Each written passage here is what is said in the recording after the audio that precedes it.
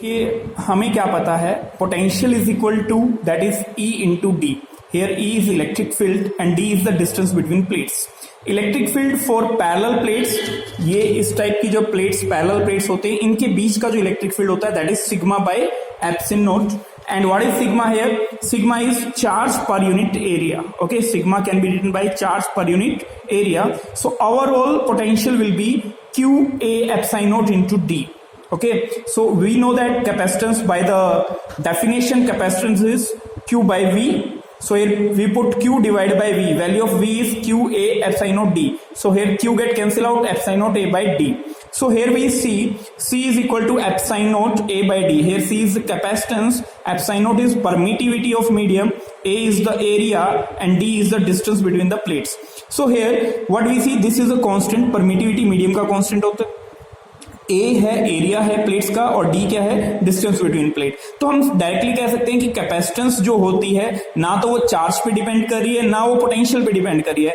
Capacitance depend कर रही है ज्योमेट्री कैसी है, कैपेसिटर की शेप कैसी है. So for the parallel plate capacitor we have to remember that the capacitance is epsilon naught A by D.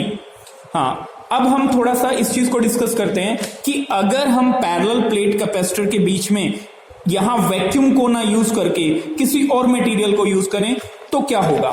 अगर हमने इस फॉर्मेट में, अगर पैरेलल प्लेट कैपेसिटर के बीच में हमने एक डाइलेक्ट्रिक मीडियम को ऐड किया जिसका डाइलेक्ट्रिक कांस्टेंट हमारे पास K है, डाइलेक्ट्रिक कांस्टेंट इज K, तो उस कैपेसिटेंस में क्या होगा, उस कैपेसिटर में जो कैपेसिटेंस आएगी वो हमारी K टाइम इंक्रीज कर जाएगी. डाइलेक्ट्रिक कांस्टेंट टाइम हमारी क्या कर जाती है, इंक्रीज कर जाती है. So this is E that is epsilon not R, that is relative permittivity. Relative permittivity is also known as dielectric constant. Okay, so अगर हम इसके अंदर गिलास ऐड करते हैं तो गिलास का जो डाइलेक्ट्रिक कांस्टेंट है दैट इज 4.5. इट मींस कि अगर हमने यहां वैक्यूम की जगह अगर हमने गिलास को ऐड किया तो क्या होने वाला है कि कैपेसिटेंस हमारी 4.5 टाइम इंक्रीज कर जाएगी इसी पैरेलल प्लेट कैपेसिटर की. Okay, so this is about the parallel plate capacitor. इसी फॉर्मेट में हमारे पास आगे हैं स्फेरिकल कैपेसिटर्स. स्फेरिकल कैपेसिटर्स में हमें दो cylindrical capacitor and spherical capacitor. Cylindrical capacitor में हमें दो सिलेंडर दिए हैं और दोनों पैरेलल हैं. फर्स्ट वन जो इनर है उसका रेडियस है RA और जो आउटर है उसका रेडियस है RB. इस सिलेंडर की जो लेंथ दे रखी है हमें दैट इज L, दोनों की जो लेंथ है दैट इज L, और ये दोनों सिलेंडर कोएक्सियल सिलेंडर, एक ही एक्सिस है इनका. सो इसके अकॉर्डिंग जो हमारे पास कैपेसिटेंस आएगी that is 2 pi epsilon not L divide by log of RB divide by RA.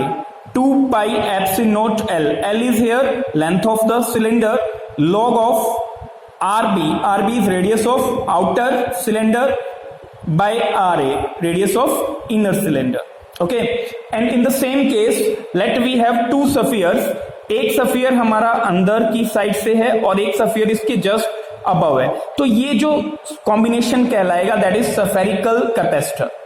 Inner जो रेडियस है उसका रेडियस R1 है और बाहर का जो स्फीयर है उसका रेडियस से R2 है. सो इस केस में स्फेरिकल कैपेसिटर जो है उस केस में जो कैपेसिटेंस होगी that will be C is equal to 4 pi epsilon naught R1 R2 divide by R1 minus R2, difference of radius. जैसे यहां पे ये देखिए, ये हमारे पास इनर स्फीयर हो गया और ये हमारे पास आउटर स्फीयर हो गया.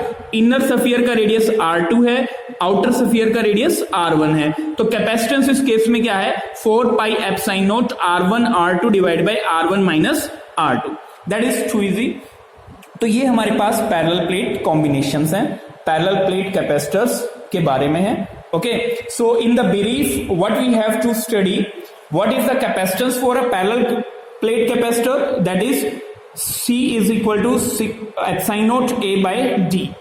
Or for a parallel plate capacitor in which we use a dielectric material, then the capacitance will be K time or ER time of epsilon naught A by D. and in the cylindrical shape the capacitance will be 2 pi epsilon naught L log of Rb minus Ra, and in the spherical capacitor 4 pi epsilon naught R1 R2 divided by R1 minus R2.